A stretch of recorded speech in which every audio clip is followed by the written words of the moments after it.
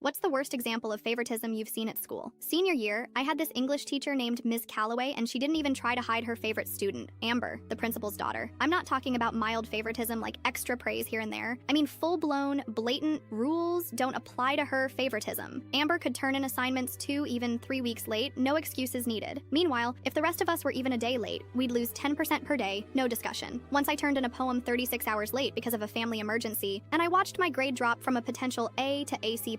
But Amber? She could write her name on a napkin and Ms. Calloway would call it brilliant minimalism. In class discussions, it was painful to watch. Every time Amber opened her mouth, usually just echoing something someone else had said, Ms. Calloway would light up like she'd just been handed a Nobel Prize winning idea. She once called Amber's comment about The Great Gatsby revolutionary. The comment, "I think Gatsby was kinda sad." That was it. I remember raising my hand with nearly the same point 10 minutes earlier, backed with a quote and a bit of analysis. Ms. Calloway just gave me a tired nod and moved on. But the worst part came at the end of the semester, the final research project. It was worth 40% of our entire grade. The assignment was to pick an American author and write a paper analyzing their themes and impact on modern literature. I chose Steinbeck. I worked my ass off, weeks of research, including interviewing a retired professor at the local college who specialized in Steinbeck's works. I had notes, citations, revisions. I put my soul into that paper. Amber turned hers in 3 days late. She chose Sylvia Plath and submitted it with a hot pink cover page and Comic Sans font. No consequences. When the grades came out, I got a B-.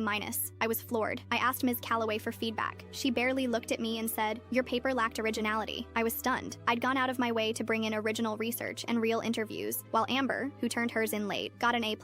Ms. Calloway actually announced in class that it was the best paper she'd read all semester. I didn't want to be petty, but something felt off. So I went to a friend who worked in the library and asked if I could take a look at Amber's paper, which had been saved in the student archive folder on the shared drive. What I found made my blood boil. Whole paragraphs had been copy-pasted from online essay databases. No citations, no quotation marks, just straight-up plagiarism. It wasn't even subtle. She didn't change the wording or rearrange sentences. I pulled up the sources side by side and highlighted the matches. I didn't take it to Ms. Calloway. I knew that would go nowhere. Instead, I scheduled a meeting with the head of the English department, Mr. Ramirez. I printed everything out and walked him through it. My paper, her paper, the matching internet sources. I stayed calm, professional, just facts. He didn't say much during the meeting, but his face said enough. 2 weeks later, word got out. Ms. Calloway had been placed on administrative leave pending an internal investigation. Amber's grade was quietly changed. She never spoke a word to me again. The rest of the class had their papers reevaluated by another teacher. Mine came back as an A. And the kicker? Amber's dad, the principal, called me into his office. I thought I was about to get scolded or lectured. Instead, he sat me down and apologized. Genuinely. "I had no idea," he said. "Thank you for speaking up." Then he offered to write me a personal letter of recommendation for college. It helped me get into my dream school.